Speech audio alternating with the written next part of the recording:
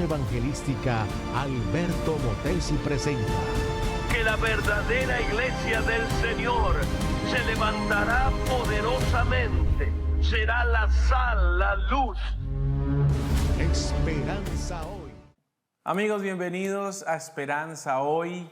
Es un gran honor poder acompañarte en lo que sea que estás haciendo, donde sea que estás, siempre con un mensaje de esperanza, de fe, de guía, de bendición para tu vida. Estamos listos, con el corazón abierto, con la mente preparada, con una sonrisa en nuestro corazón también, para escuchar al doctor Alberto Motesi. Doctor Motesi, ¿cómo está? ¿Cómo va todo? Bien, yo espero que escuchemos a Dios, que no me escuchen a mí, sino la voz de Dios.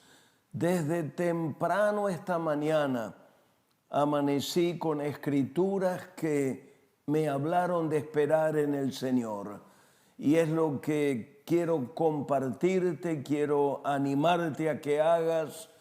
A veces sí miramos a líderes que nos han inspirado y claro, queremos escuchar lo que nos están diciendo, pero más allá de las palabras de Jairo, de las palabras mías, queremos que escuches la voz de Dios durante esta semana que te hará esperar en Él, confiar en Él, depender de Él, vivir para Él.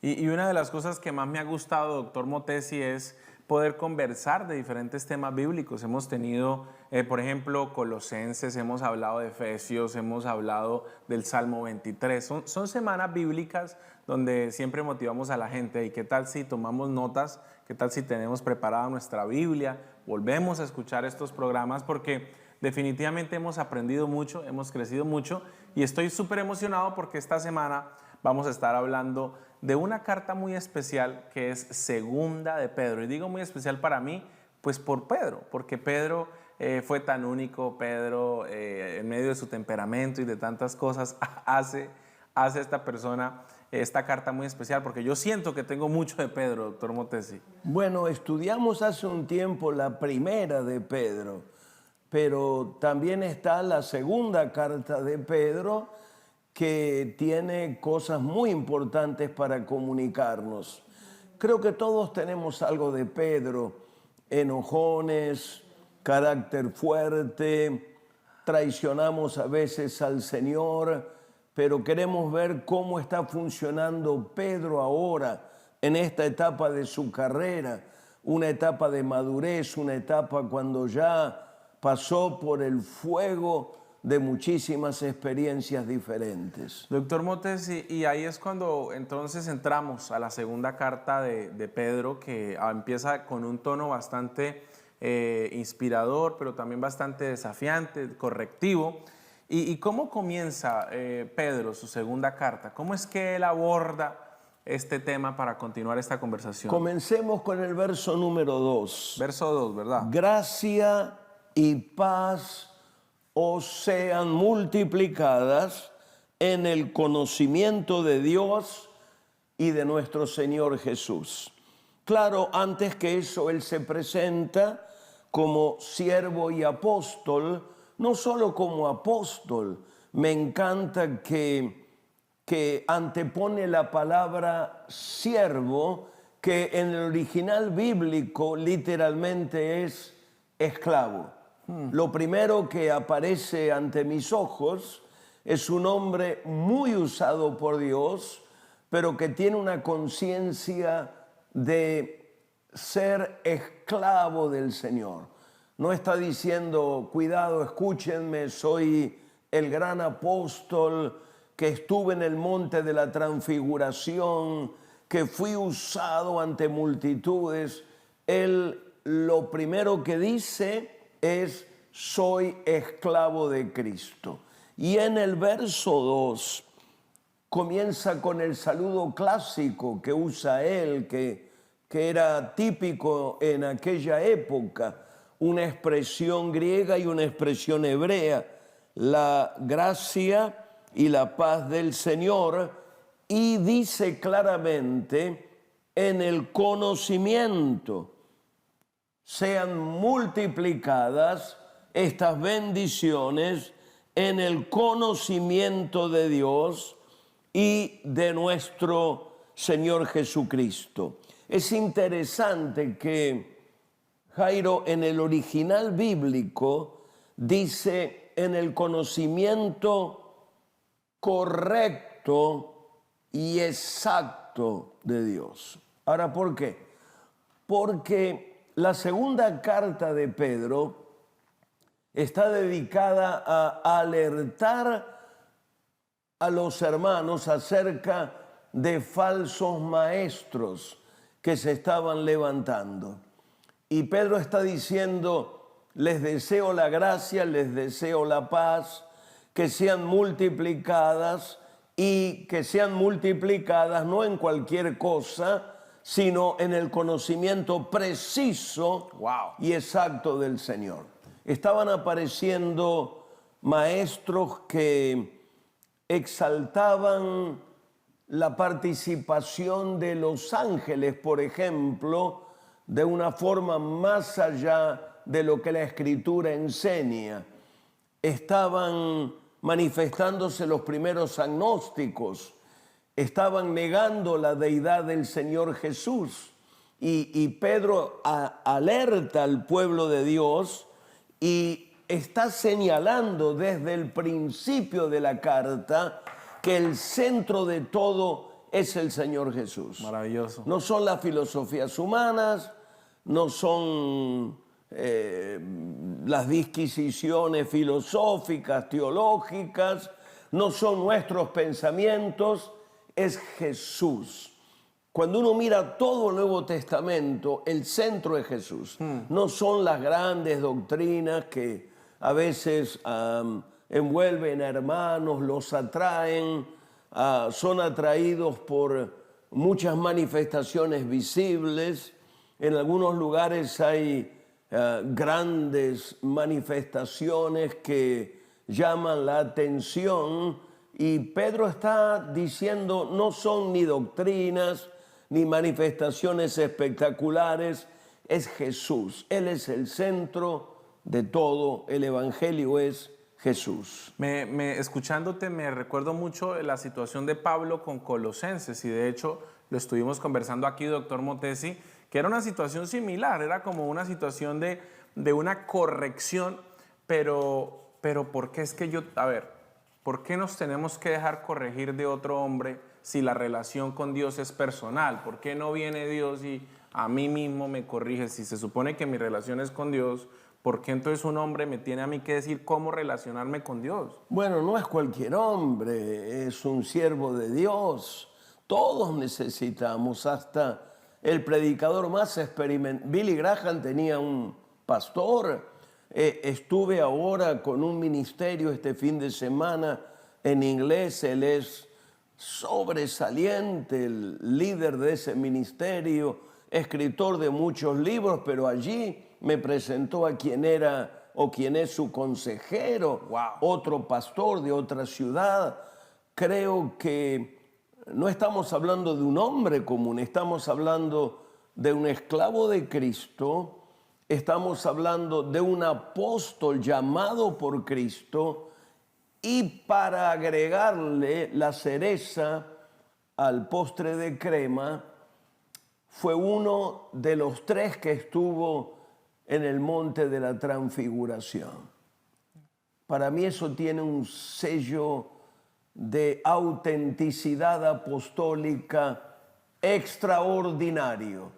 No es un bocón, no es un charlatán, no es un fanfarrón, no es un líder buscando gloria personal, es un esclavo de Cristo, es un apóstol y tiene una autenticidad apostólica avalada porque fue uno de los tres que presenció la transfiguración en el monte. Qué maravilloso eso. Y la humildad, doctor Motesi, la humildad de dejarnos direccionar, pero también la sabiduría de direccionar a otros. Y es algo que muchas veces pasamos por alto, ¿no? Que soy humilde de dejarme corregir en las pequeñas cosas, tengo el corazón disponible, tengo la actitud correcta cuando soy corregido, porque si bien Pedro está alertando y corrigiendo cosas de la iglesia, pero tener el corazón correcto para una corrección, sea máxima, mínima, doctrinal o cotidiana,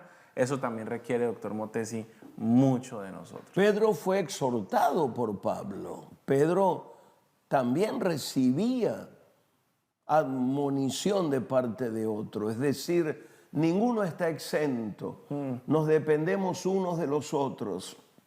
Cuando no tenemos a quién reportar ni de quién ser exhortados, estamos viviendo en un pantano muy peligroso en el cual nos pudiéramos hundir. Nos necesitamos mutuamente, tanto para recibir de alguien en quien tengamos confianza, porque vemos autenticidad apostólica, autenticidad pastoral, autenticidad avalada por una vida de santidad, de esclavitud a Cristo, y porque le necesitamos. Y también podemos ministrar a otros cuando lo hacemos, si tenemos la autenticidad personal, con humildad y con solicitud. Con la esperanza de que el enfoque es crecer y seguir amando a Dios cada día más. No se corrige para destruir a una persona, ni para dejarla, no, sino para decir, hey, sigamos amando a Jesús con todo nuestro corazón. Vamos a escuchar a la pastora Ginny Lane. Ella siempre trae un mensaje para toda la familia, y al regresar vamos a seguir hablando de esta carta, segunda carta de Pedro. Ya venimos con más. Gracias, pastora Ginny Lane. Siempre una palabra exacta para la familia. Doctor Motesi, retornando a la carta, segunda carta de Pedro, ¿algo más antes de pasar a la siguiente pregunta? ¿Algo más que se te quede por ahí en la introducción de Pedro? Sí, hay un versículo muy importante, es el número 3 en el primer capítulo. Como todas las cosas que pertenecen a la vida y a la piedad nos han sido dadas por su divino poder, mediante el conocimiento de aquel que nos llamó por su gloria y excelencia. Comienza el versículo dando honor al poder de Dios. La obra que está aconteciendo en nuestras vidas no es la de un pastor en particular, aunque agradecemos tanto el ministerio pastoral que nos exhorta, nos corrige, nos enseña, nos bendice orando por nosotros. Es obviamente algo sobrenatural que ocurre. La conversión es algo sobrenatural, Jairo. La santificación, la vida cristiana es sobrenatural, pero aquí agrega algo que me conmueve, me llena de alabanza. Dice que nos llamó por su gloria y excelencia. Hay traducciones que dicen para su gloria y excelencia. Y lo que quiero señalar acá en este momento, que no somos nosotros el centro del Evangelio, es Jesús. Ni aún los milagros de Jesús, ni aún las obras superpoderosas de Jesús. Él es el centro. Todo lo que hacemos debe ser para su gloria y para su excelencia. Y esto nos lleva al propósito de la vida cristiana. Así es. El propósito no es sanarnos, aunque nos va a sanar si estamos enfermos, como un resultado de nuestra fidelidad o de nuestra fe sencilla. El centro del Evangelio ni siquiera es nuestra conversión. Yo sé que puedo escandalizar a alguno con lo que estoy diciendo. Esos son los efectos que ocurren: la conversión, la prosperidad, la sanidad, la paz, la bendición. El centro es Jesús. todo lo que hacemos tiene que ser para su gloria y para su excelencia. Qué hermosura eso, porque podríamos decir que tanto lo espiritual, tú lo decías, pero lo natural también. A veces, a ver cómo lo digo, a veces espiritualizamos mucho lo que no tiene que ser espiritualizado y a veces ponemos muy cotidiano, muy natural lo que sí es espiritual, lo que sí es espiritual. Doctor Motesi, se nota en esta introducción que tú nos has dado que como que Pedro está con esa intención de recordar algunas cosas, que él quiere que recordemos algunas cosas. ¿Cuáles son esas cosas que Pedro tiene ahí en el tintero? Bueno, aquí él tiene cosas extraordinarias que nos recuerda. Miremos el verso 4. Por medio de las cuales nos ha dado, por medio de la excelencia y por medio de la gloria, nos ha dado preciosas y grandísimas promesas, para que por ellas llegaseis a ser participantes de la naturaleza divina, habiendo huido de la corrupción que hay en el mundo a causa de la concupiscencia. Nos está diciendo, muchachos, recuerden las promesas del Señor. Así es. Hay más de 32,000 promesas en la Biblia. Pero acá él señala algo, Jairo, muy interesante. Porque si a mí me hacen una promesa, yo entiendo que tiene que ver conmigo. Me está diciendo el Señor, Jehová es mi pastor, nada me faltará. Bueno, me está diciendo que a Alberto no le faltará nada. O me está diciendo que el ángel de Jehová acampa a mi alrededor, pues tengo protección. Sí, muy interesante. Las promesas actúan en nosotros, pero tienen que ver con Él. No es tanto con nosotros. ¿O con la prosperidad terrenal? Para que por ellas, por las promesas, llegaseis a ser participantes de la naturaleza divina. Es decir, cuando me apego a las promesas, estoy viviendo para su gloria, para su excelencia, y Dios comienza a darme promesas. No es para que me quede ahí dando vueltas. El Señor me prometió sanar, pues me sanó, me prometió dar el pan habitual de cada día, me lo dio. Está diciendo, esas promesas nos deben vincular tanto con Él como para que lleguemos a ser partícipes de la naturaleza divina. Wow. Jairo, esto es extraordinario. Participar de la naturaleza de Dios. Me asombra que nuestra carne corrompida tenga acceso a la naturaleza santa del Padre. Y también menciona que hemos sido arrancados, hemos sido quitados de la corrupción, hemos huido de la corrupción que hay en el mundo a causa de la concupiscencia.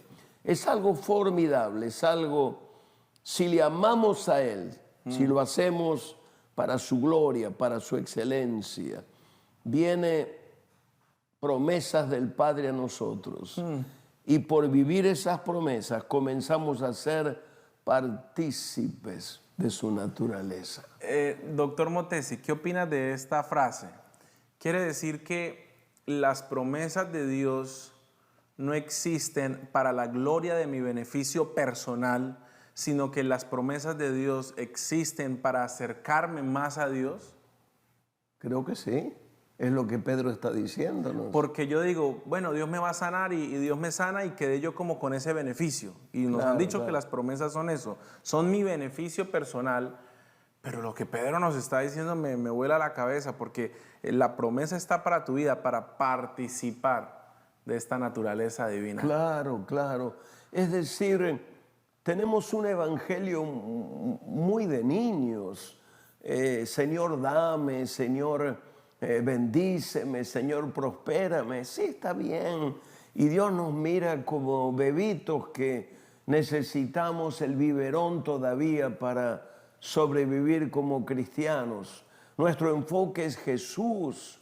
Nuestro enfoque es Él, vivir para su gloria, su excelencia, y como consecuencia nos hace partícipes de su naturaleza con todo lo que eso encierra.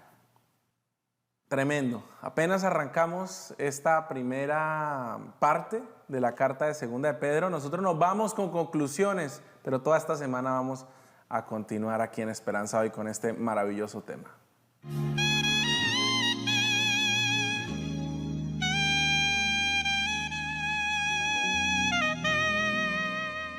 Qué hermosa la segunda carta de Pedro.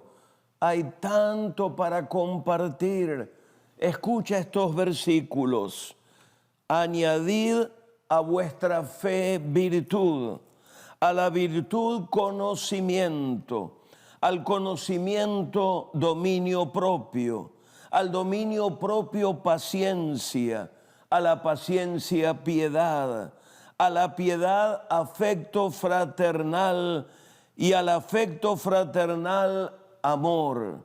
Porque, escucha esto, si estas cosas están en vosotros y abundan, no os dejarán estar ociosos ni sin frutos en cuanto al conocimiento de nuestro Señor Jesucristo. Pero el que no tiene estas cosas, tiene la vista muy corta, es ciego, habiendo olvidado la purificación de sus pecados. Y escucha esto, por lo cual, hermanos, tanto más, procurad hacer firme vuestra vocación y elección, porque haciendo estas cosas, lo que acaba de mencionar, conocimiento, dominio propio, paciencia, piedad, afecto fraternal, amor, porque haciendo estas cosas no caeréis jamás. Porque de esta manera, escucha este versículo, os será otorgada amplia y generosa entrada en el reino eterno de nuestro Señor y Salvador Jesucristo. Cuando aceptamos a Jesús, somos recibidos por Él tal como somos. Pero Pedro nos está diciendo, necesitamos progresar en nuestra fe, desarrollar nuestra vida cristiana, y entonces no entraremos como por fuego al reino de los cielos, sino que nuestra entrada será otorgada, amplia y generosa. Alabado el nombre del Señor.